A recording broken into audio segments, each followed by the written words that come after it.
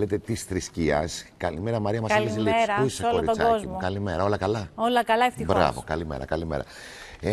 Εγώ, παιδιά, προσωπικά πιστεύω πάρα πολύ στα θαύματα και είμαι και από τους ανθρώπους που θέλω να επικοινωνούνται, ειδικά, Μαρία, όταν γίνονται από ανθρώπους που έχουν μια αληθινή ιστορία.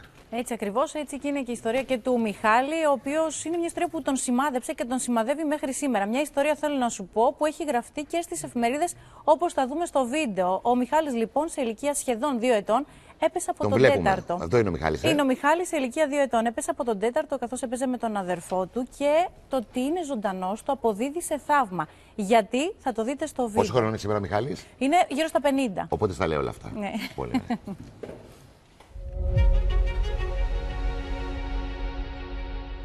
Μιχάλη μου, βρισκόμαστε στο Νέο Κόσμο, στο πατρικό σου σπίτι. Το 1980 εδώ συνέβη ένα ατύχημα. Σου συνέβη ένα ατύχημα. Έπεσες από τον τέταρτο και δεν έπαθες τίποτα. Θες να μου πεις τι ακριβώς συνέβη?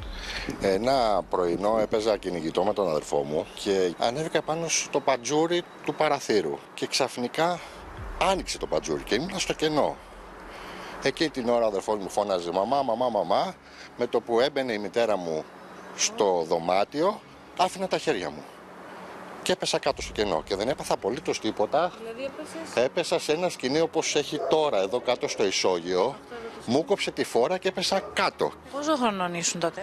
Ήμουνα 2,5 χρονών, αλλά λέμε ότι είναι θαύμα της Παναγίας, γιατί εκείνο το πρωινό η γιαγιά μου είχε πάρει τον πατέρα μου τηλέφωνο 7,5 ώρα το πρωί και είχε πει ότι είδε ένα όνειρο, έδινε ζωντανή την Παναγία.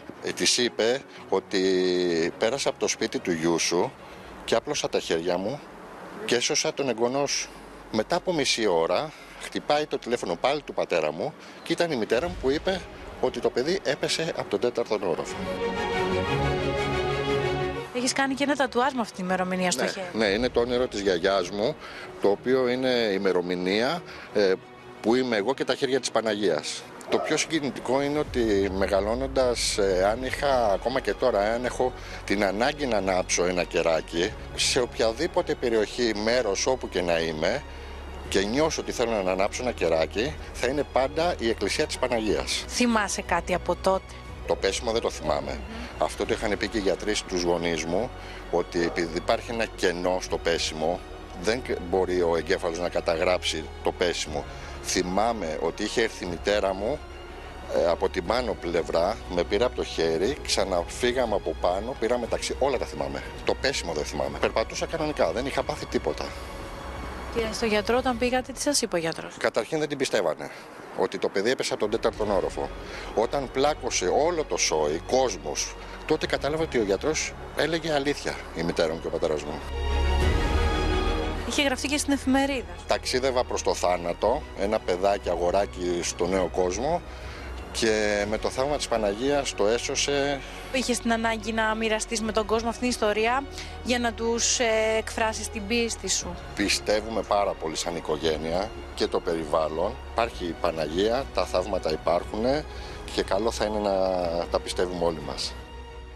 Πρώτα το είδε το όνειρο η γιαγιά. Την ίδια στιγμή. Μετά επικοινωνήθηκε τηλεφωνικώς, δεν υπήρχαν κινητά τότε. Την πήραν και της είπα τι έπαθε το παιδί. Ήταν την ίδια στιγμή που το παιδί έπεφτε, η γιαγιά έβλεπε το όνειρο, ξυπνώντας πήρε τον μπαμπά τηλέφωνο και του είπε αυτό χωρίς να ξέρει ο μπαμπάς τι συνέβαινε, γιατί ήταν στη δουλειά. Η μαμά το βίωσε και μετά η μητέρα του πήρε στο τηλέφωνο και του είπε το περιστατικό.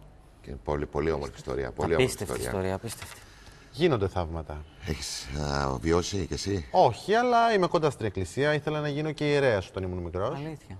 Αλήθεια, θέλεις να γίνεις ιερέας. Γιατί δεν το έκανες? Δεν το έκανα, αλλά υπάρχουν κατά καιρούς οι σκέψεις. Θα έπρεπε να έχεις και μουσι, όχι μόνο μουστάκι. Είχα μουσι.